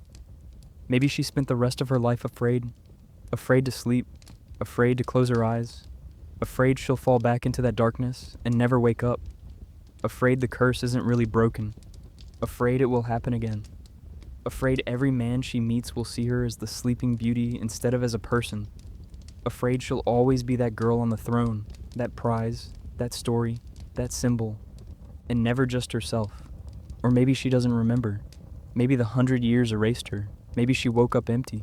Maybe she's just going through the motions, playing the role, being what everyone expects, smiling when she's supposed to smile, saying yes when she's supposed to say yes, being the perfect princess, the perfect wife, the perfect queen, the perfect ending to a perfect story, and never once admitting that she's hollow, that the sleep took something from her she can never get back, that waking up doesn't mean you're alive, that having your eyes open doesn't mean you can see, that being conscious doesn't mean you're present, that sometimes you can be awake and still be sleeping, still be trapped, still be waiting for someone to actually save you, not from the curse, but from the story everyone keeps telling about you. The story that says you're lucky, that says you got your happy ending, that says this is what you wanted all along, that says the prince who kissed you while you were unconscious is your true love, that says the 100 years you lost don't matter, that says you should be grateful, that says you should smile, that says you should live happily ever after, when the truth is you're still sleeping, still trapped in that tower, still waiting for someone to actually see you. Not the sleeping beauty, not the cursed princess, not the prize at the end of the quest, but you, the person beneath the story, the girl who touched a spindle and lost everything, the woman who woke up to find she was no one, the human being who deserves more than a story someone else wrote. That's the curse of Sleeping Beauty. And unlike the fairy tale, there's no kiss that breaks it, no prince that saves her, no magic that makes it better. Just the slow, painful realization that some stories don't have happy endings.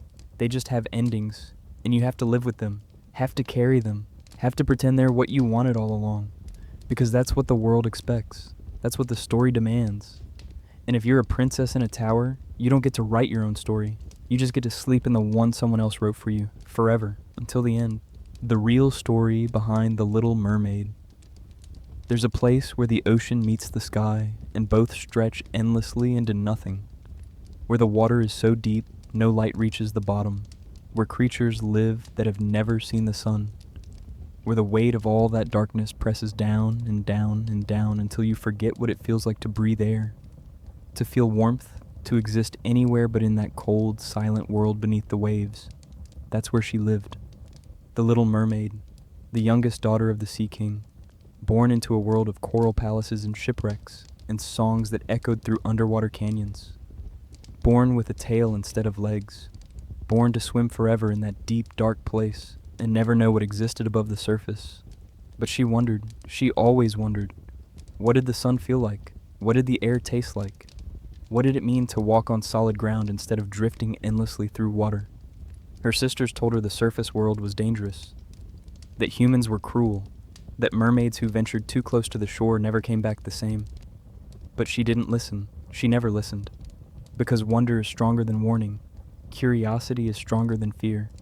So she swam to the surface, night after night, watching the ships pass overhead, watching the humans dance and laugh and live lives she could never understand. And she fell in love, not with a person at first, with the idea of them, with the possibility of being something other than what she was, with the dream that maybe, somehow, she could trade the endless dark of the ocean for the warmth of the sun. And then she saw him, the prince, standing on the deck of a ship during a storm, and something inside her shifted, broke open, became something new and painful and desperate. She saved him when the ship went down, dragged him to shore, laid him on the sand, and watched from the water as someone else found him. Someone else got the credit for his rescue. Someone else became the person he would spend the rest of his life searching for. But she didn't care, not yet. She just wanted to be near him, wanted to walk on the same ground he walked on, wanted to exist in his world instead of hers, wanted to transform herself into something he could love. So she made a choice, the kind of choice you can't take back, the kind that changes everything, the kind that costs more than you understand until it's too late. She went to the Sea Witch, down to the darkest part of the ocean where even mermaids fear to swim, down to where the water turns black and the creatures have no eyes because there's no light to see by, down to where magic lives, the kind of magic that doesn't grant wishes, the kind that takes payment, the kind that always costs more than you think you can afford. The Sea Witch listened to her story, listened to her beg, listened to her say she would give anything, absolutely anything, to walk on land, to have a chance with the prince, to become human. And the Sea Witch smiled, because she knew, she always knew, that desperate people make terrible bargains, that love makes you stupid, that wanting something badly enough will make you trade away the very things that make you who you are. The price was simple. The Sea Witch would give her legs, would transform her tail into human limbs, would make her beautiful beyond words. But in exchange, she had to give up her voice. had to let the sea witch cut out her tongue, had to sacrifice the one thing that made her special, the one thing that was uniquely hers, because mermaids have the most beautiful voices in all the world. They sing songs that can calm storms and lure sailors and make the ocean itself weep with longing. And this little mermaid, she had the most beautiful voice of all, but she agreed. Of course she agreed. Because when you want something that badly, you convince yourself the price is worth it. You convince yourself you can live without the thing you're giving up. You convince yourself that love will be enough, that being near him will be enough, that transforming yourself into what he wants will make him love you back. So the sea witch took her voice, took her tongue, took the songs that used to pour out of her like light, and gave her legs, human legs. But there was another part of the bargain, one the sea witch mentioned almost casually, as if it barely mattered, as if it was just a small detail in an otherwise simple transaction. Every step would hurt. Every single step she took on those new human legs would feel like walking on broken glass, like knives cutting through her feet, like her bones were splintering with every movement. The pain would never stop, never fade, never become something she could get used to. It would be constant, unending, a reminder of what she gave up, a price she would pay with every breath for the rest of her life. And there was one more condition. If the prince married someone else, if he chose another woman over her, the morning after his wedding, she would dissolve, would turn to foam on the waves, would cease to exist, would become nothing but sea spray and memory and the ghost of a girl who loved too much. But she agreed to that too, agreed to all of it. Because love makes you believe in impossible things, makes you think you're special, makes you think your story will be different, that your sacrifice will be rewarded, that if you just change yourself enough, become perfect enough, give up enough of who you are, someone will finally love you back. So she drank the potion, felt her tail split and separate and become legs, felt the agony of transformation, felt her voice die in her throat. And when it was over, when the magic had done its work, she swam to the surface one last time, pulled herself onto the beach, and stood, on legs that didn't belong to her, on feet that screamed with every movement, in a body that no longer felt like home. And she walked, toward the palace, toward the prince, toward the life she thought she wanted.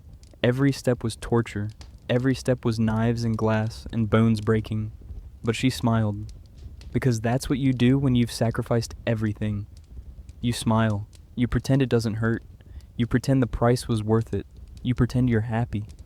The prince found her on the beach, found this beautiful, mysterious girl who couldn't speak, who looked at him with eyes full of desperate longing, who followed him everywhere, who danced for him even though every movement shattered her from the inside out. And he was kind to her, he liked her, he enjoyed her company. He thought she was sweet, charming, exotic, different from the other girls at court who talked too much and wanted too much and asked for things he didn't want to give. But he didn't love her. He couldn't love her because she had no voice. She couldn't tell him who she was, couldn't tell him she was the one who saved him, couldn't sing the songs that might have made him see her, really see her, not as a beautiful, silent creature who existed to please him, but as a person, with thoughts, with feelings, with a story that mattered. He loved someone else. A girl he met briefly after the shipwreck, a girl who found him on the beach, a girl he thought saved his life. He searched for her constantly, talked about her endlessly, told the little mermaid, his mute companion, all about this mystery woman he was determined to find and marry. And she listened, because what else could she do? She had no voice, no way to tell him the truth, no way to make him understand. So she stayed silent, stayed smiling, stayed walking on feet that bled and burned and broke with every step, stayed pretending that being near him was enough, that watching him love someone else was bearable, that the pain was worth it because at least she was human, at least she was in his world, at least she had a chance. But she never had a chance. She never did, because he didn't want her. He wanted the idea of someone else, someone he barely knew, someone he invented in his imagination, and no amount of suffering could change that. No amount of sacrifice could make him see her. No amount of transforming herself could make her into the person he wanted. And then he found her, the girl from the beach, except it wasn't really her. It was a princess from a neighboring kingdom, a girl who happened to be in the right place at the right time, a girl who smiled and nodded when he said, "You're the one who saved me, aren't you?" A girl who let him believe what he wanted to believe because it was easier than telling the truth. And the prince fell in love. Immediately. Completely. The way people fall in love with ideas instead of reality. The way people fall in love with the story they tell themselves instead of the person standing in front of them. He announced his engagement, planned the wedding, invited everyone in the kingdom to celebrate, and he asked the little mermaid to dance at his wedding, to smile, for him, to be happy for him, to celebrate the fact that he was marrying someone else. And she did. Of course she did. Because what else could she do? She had given up everything, her voice, her home, her family, her identity. She had transformed herself completely, had endured constant agony, had smiled through pain that would have destroyed most people, and it didn't matter. None of it mattered. He still chose someone else. So she danced at his wedding, danced on feet that felt like they were being torn apart with every movement, danced while her heart broke, danced while she understood finally that she had made a terrible mistake, that love isn't supposed to hurt this much, that sacrifice isn't noble when it's one-sided, that you can't make someone love you by destroying yourself. The wedding ended. The prince and his new bride went to their chambers, and the little mermaid stood on the deck of the ship, watching the sun rise, knowing what it meant, knowing that in minutes, maybe seconds, she would dissolve, would turn to foam, would cease to exist, would become nothing but a story, a cautionary tale. A girl who loved too much and lost everything. Her sisters found her, rose from the ocean with their hair cut short. They had gone to the sea witch, had traded their beautiful hair, their crowns, everything they had, for a knife. A magical knife. They gave it to their sister, told her the only way to save herself. She had to kill the prince, had to plunge the knife into his heart before sunrise, had to let his blood drip onto her feet, and then her legs would become a tail again. She could return to the ocean, return to her family, return to being a mermaid, return to the life she gave up. All she had to do was kill him, kill the man she loved, kill the person she had sacrificed everything for, kill the prince who never saw her, never loved her, never understood what she gave up for him. It would be easy. He was sleeping, defenseless, unaware. One quick movement and she would be free, would survive, would go home. She stood over him, held the knife, watched him sleep peacefully next to his bride. And she couldn't do it, couldn't kill him, not because he deserved her mercy, but because she wasn't that person, wasn't someone who could hurt others even to save herself.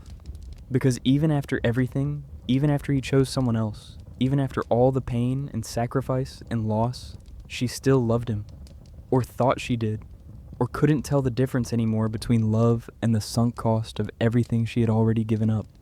So she dropped the knife, walked to the edge of the ship, and threw herself into the ocean. As the sun rose, as her body began to dissolve, as she turned to foam and mist and nothing, as she ceased to exist in any form that mattered. That's how the original story ends. Hans Christian Andersen wrote it in 1837, and he didn't soften it, didn't give it a happy ending, didn't let her become human or marry the prince, or live happily ever after. She just died, dissolved into sea foam, ceased to exist, because she made a bargain she couldn't keep, because she loved someone who didn't love her back, because she sacrificed everything and got nothing in return. Later versions added an epilogue, said she became a daughter of the air, a spirit who could earn an immortal soul through good deeds, who had a chance at redemption, at heaven, at something beyond dissolution. But that's not really a happy ending. That's just more work, more sacrifice, more centuries of serving others before she gets what she wanted in the first place. An immortal soul. A chance to exist beyond the brief, painful human life she never really got to live. The Disney version changed everything, made her 16 instead of 15, let her keep her voice for most of the story, gave her a name, Ariel, made her spunky and rebellious instead of quietly desperate. Let her win. Let her marry the prince. Let her become human permanently. Let her have her happy ending.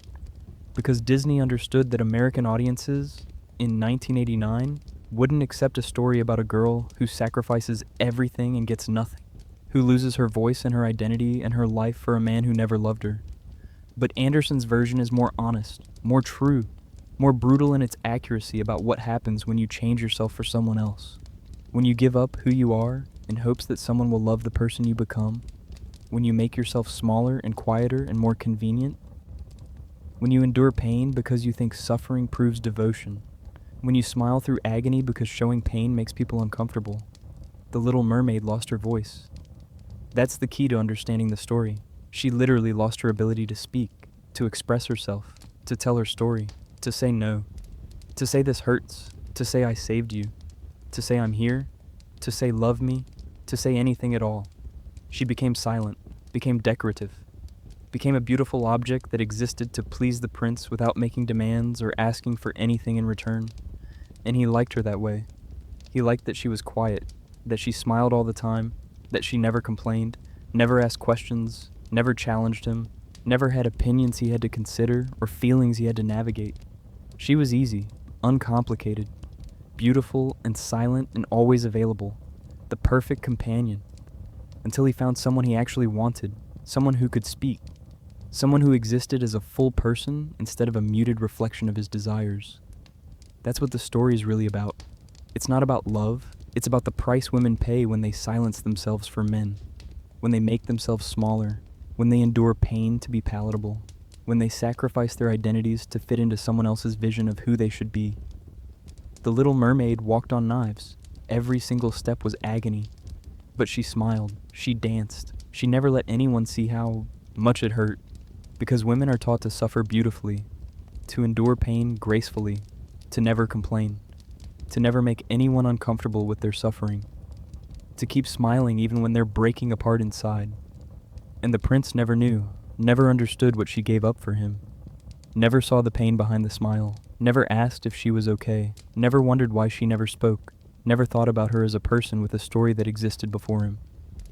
He just enjoyed her company, enjoyed having a beautiful, silent girl following him around, and when he found someone he actually wanted, he discarded her without a second thought, without cruelty, without malice, just with the casual indifference of someone who never saw her as fully human to begin with.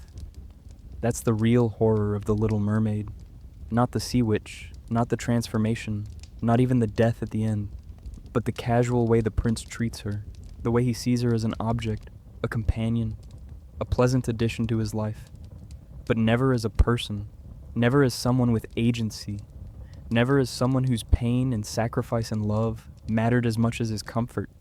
She gave up everything, her voice, her family, her home, her identity, her tale, her songs, the ocean itself. She endured constant agony, walked on knives, smiled through unbearable pain, transformed herself completely into what she thought he wanted. And it wasn't enough. It was never going to be enough. Because he didn't want her. He wanted someone else. And no amount of suffering could change that. The sisters who cut their hair to save her understood something she didn't. That sometimes the only way to survive is to kill the thing that's destroying you. Not literally, but metaphorically. To cut out the love that's consuming you. To let go of the person who will never love you back. To stop sacrificing yourself for someone who would never do the same for you. To choose yourself.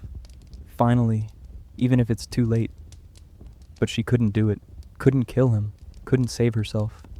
Because she had invested too much. Had already given up too much. Had built her entire identity around loving him. Around being human for him. Around existing in his world. And without that, without him, she was nothing. Had nothing. Was nothing. So she chose dissolution instead. Chose to become foam.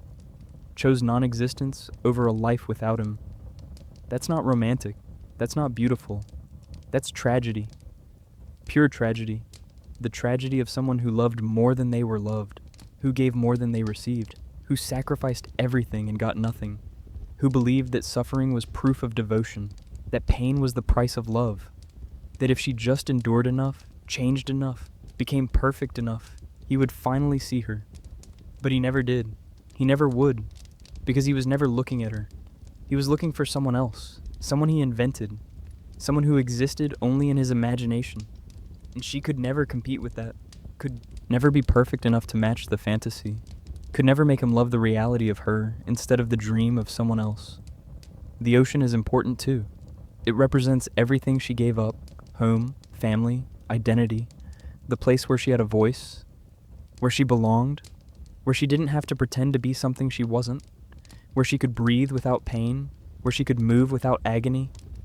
where she existed as herself instead of as a silent reflection of someone else's desires, and she traded all of that. Traded the vast, endless ocean for a palace on land. Traded her voice for legs. Traded her identity for a chance at love.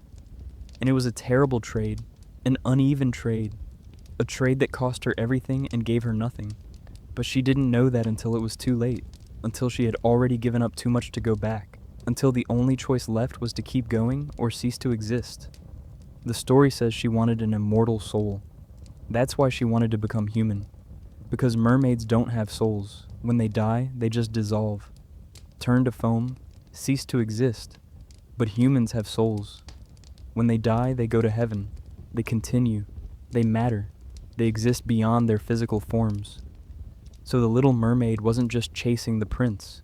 She was chasing immortality, significance, the belief that her existence mattered, that she was more than just foam and water and temporary flesh, that she could be something permanent, something that lasted, something that meant something.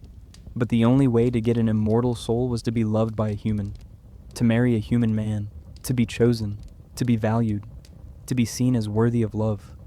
Her immortality depended entirely on someone else's choice, on someone else's willingness to love her, on someone else's validation of her worth. That's a terrible burden to place on love. To make your entire existence dependent on whether someone else chooses you. To make your soul conditional on someone else's feelings. To believe that you only matter if you're loved, that you only exist if you're chosen, that you only have value if someone else grants it to you. The little mermaid believed that, believed her worth was determined by the prince's love, believed she only mattered if he chose her, believed she had no value, no soul, no significance without him. So she traded everything for a chance, for a possibility, for the hope that maybe he would love her enough to make her real. But he didn't. He loved someone else, and she dissolved, turned to foam, ceased to exist, because her worth was tied to his choice, and he chose someone else, and without him, she was nothing. That's the cruelest part of the story. Not that she died, but that she believed she was nothing without him, that her entire existence, her value, her soul, depended on his love, that she had no worth independent of his choice, that being unloved meant being nothing. And maybe that's what Anderson was trying to tell us, that this is what happens when you make someone else the center of your existence, when you sacrifice who you are for who they want you to be, when you believe your worth comes from being chosen instead of from simply existing, when you silence yourself to be more palatable, when you endure pain to be more lovable, when you give up everything hoping someone will finally see you. They won't. They never do. Because they're not looking at you.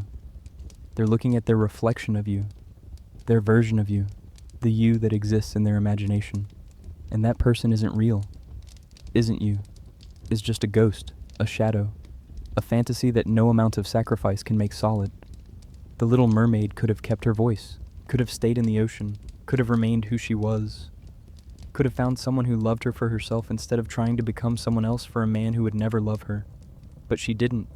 She chose transformation, chose pain, chose silence, chose sacrifice, chose to stop existing as herself in hopes of being loved as someone else. And it killed her. Slowly, painfully, with every step on knives, with every moment of silence, with every smile that hid agony, with every day of enduring and hoping and changing and suffering, until there was nothing left of who she used to be, until she was just an empty shell, a silent, smiling ghost. And when he chose someone else, when the last thread of hope snapped, there was nothing left, no voice to scream with, no home to return to, no identity to fall back on, just dissolution, just foam, just nothing. That's what happens when you give up everything for love, when you make someone else your reason for existing, when you believe you're nothing without them. You become nothing, not because they rejected you, but because you erased yourself long before they ever could. The daughters of the air that she supposedly becomes in the extended ending aren't salvation.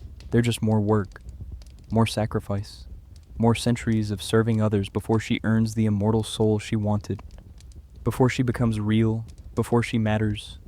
It's the same pattern, the same belief that worth must be earned through suffering. That significance comes from sacrifice. that you only deserve to exist if you've proven yourself through endless service.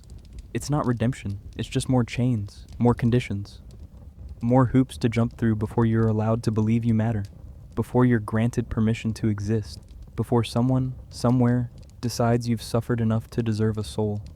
But you don't have to earn existence. You don't have to prove your worth through pain. You don't have to sacrifice yourself to matter. You don't have to change who you are to deserve love. You don't have to give up your voice to be heard. You don't have to walk on knives to be valued. You don't have to dissolve to be real. You already are real. You already matter. You already have worth. Independent of who loves you. Independent of who chooses you. Independent of how much you sacrifice or suffer or change, you exist. That's enough. That's always been enough. But the Little Mermaid never learned that, never understood that. She believed the sea witch's bargain, believed the prince's indifference, believed the world's message that she was nothing without being chosen, nothing without being transformed, nothing without giving up who she was. And she died believing it, died thinking she failed, died thinking she wasn't enough, died thinking that if she had just suffered more, changed more, sacrificed more, maybe he would have loved her, maybe she would have mattered, maybe she would have earned her soul. But she always had a soul, always mattered, always was enough. She just couldn't see it, couldn't believe it, couldn't accept that her worth existed independent of his love, that she could have kept her voice and her tale and her home and her identity and still been valuable, still been significant, still been real. The ocean didn't stop existing when she left. The songs didn't stop being beautiful because she couldn't sing them anymore. Her family didn't stop loving her because she chose to leave. She mattered before the prince. She would have mattered after him. But she couldn't see that. Could only see what she lacked, what she wasn't, what she needed to become to be worthy of love. That's the real tragedy, not her death, but her belief that she needed to die to begin with.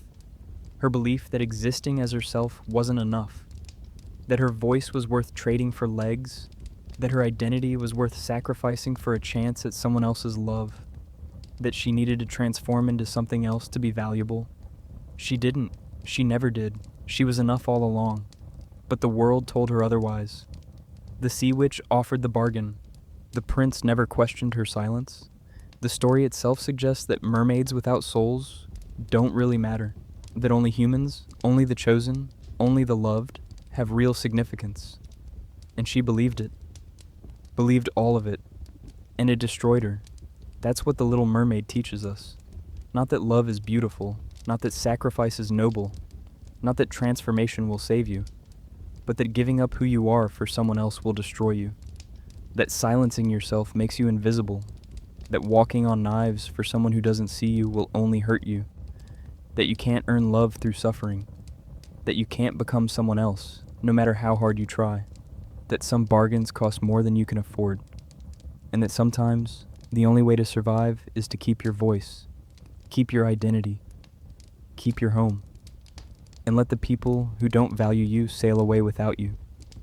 The Little Mermaid should have stayed in the ocean, should have kept her voice, should have let the prince go, should have understood that he wasn't worth her tale, wasn't worth her silence, wasn't worth walking on knives, wasn't worth dissolving into foam. But she didn't know that, didn't understand that until it was too late, until she was already standing on the ship, already turning to mist, already disappearing, already learning the lesson she couldn't use anymore. And maybe that's why we tell this story, not to celebrate her sacrifice, not to romanticize her suffering, not to say that dying for love is beautiful, but to warn the next girl, the next person who thinks they're nothing without being chosen, the next soul who considers trading their voice for legs, the next heart that believes suffering proves devotion. Keep your voice, keep your tale, keep your home, keep yourself, because no one is worth losing all of that. No one. Not even a prince, not even true love, not even the promise of an immortal soul. You already have a soul. You already matter. You already are enough. Exactly as you are. With your voice intact. With your identity whole. With your feet on whatever ground you choose to stand on. Without pain. Without sacrifice. Without having to change into someone else to be loved. That's the lesson hidden in the foam. The truth waiting in the waves. The thing the Little Mermaid learned too late, but we can learn now. Before we make the bargain. Before we give up our voices. before we start walking on knives. We can choose differently. We can keep ourselves whole. We can refuse the sea witch's offer. We can swim in our own oceans. We can sing our own songs. We can exist as we are, without transformation, without pain, without needing someone else to make us real. We already are real. We always were. The ocean knows. The waves remember. And somewhere in the foam, maybe she knows it too now. Too late for her, but not too late for us. Not too late to choose the ocean over the palace, the voice over the legs, the self over the sacrifice. That's how the story should end. Not with dissolution, but with choice. The choice to stay whole, to keep your voice, to value yourself, to understand that you don't need legs to walk toward your future. You just need to know which direction to swim, and have the courage to swim there, as yourself, complete, undiminished. Real. That's the ending the Little Mermaid deserved, the one we all deserve, not to dissolve, but to exist, fully, loudly, completely, with our voices intact and our identities whole and our feet on whatever ground we choose, without pain, without sacrifice, without having to become someone else to matter. Because we already matter. We always did. We just needed to believe it. The stories we tell children are never just stories. They're warnings, lessons, truths wrapped in metaphor and magic. Peter Pan warns us about refusing to grow up, about the cruelty of eternal childhood, about the loneliness of never learning to care about anyone but yourself. Little Red Riding Hood warns us about predators, about the wolves who look like people, about the danger of straying from the path. And Sleeping Beauty warns us about vulnerability, about what happens when you can't protect yourself, about the ways people will hurt you and call it love. These are the stories beneath the stories, the nightmares beneath the dreams, and they've been with us all along, waiting for us to grow up enough to see them, waiting for us to understand that fairy tales were never about happy endings. They were about survival, about learning to see the darkness, about understanding that magic always comes with a price. And childhood? Childhood was never as innocent as we remember. It was just the time before we understood what the stories were really trying to tell us, before we realized the monsters were real, before we learned that sometimes there's no one coming to save you, before we understood that growing up means learning to save yourself. That's the real lesson, the one hidden in all these stories. Not that the world is safe, but that it's dangerous, and you need to be stronger than the darkness, smarter than the wolf, braver than the curse, because fairy tales end, but life continues, and the only way to survive is to open your eyes, to see the truth, to stop believing in magic and start believing in yourself. The window is still open, the forest is still waiting, the tower still stands, and somewhere, a boy who never grew up is still looking for children to steal. A wolf is still hunting for girls in red cloaks. A princess is still sleeping, waiting for someone to wake her. But maybe it's time to stop waiting.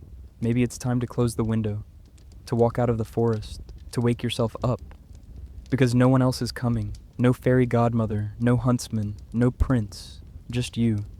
And the choice you make, the story you decide to tell, the ending you write for yourself. That's the truth the fairy tales never told us. That we write our own endings, that we save ourselves, that growing up means learning the darkness exists and choosing to walk through it anyway. Not because we're fearless, but because we're brave enough to be afraid and keep going. The story's in here, but yours continues. And maybe that's the real magic. Not the fairy dust or the spells or the curses, but the strength to survive them, to see them for what they are, to learn from them, and to become someone who doesn't need fairy tales anymore. Because you've seen the truth, and you're still standing. That's enough. That's always been enough. The stories were just trying to prepare you for the moment you'd understand. The moment you'd see the darkness and not look away. The moment you'd grow a heart. And maybe that's what Peter Pan was missing all along. Not the ability to fly, but the courage to land, to stay, to grow, to become someone real. Someone who could hurt and heal and love and lose and still keep going. Someone who understood that the window has to close eventually, that childhood ends, that Neverland is just another name for running away. But you're not running anymore. You're here, awake, aware, and the fairy tales can't hurt you now, because you've seen through them, seen what they really were, and you've survived. That's the happy ending they never promised, the one you had to find for yourself, the one that was there all along, waiting for you to be ready. And now you are, ready to close the book, to step away from the stories, to write your own, without magic, without curses, without wolves or boys who fly, or princesses who sleep for 100 years. Just you, and the world, and the choice to keep going. That's where the fairy tale ends, and where your story begins.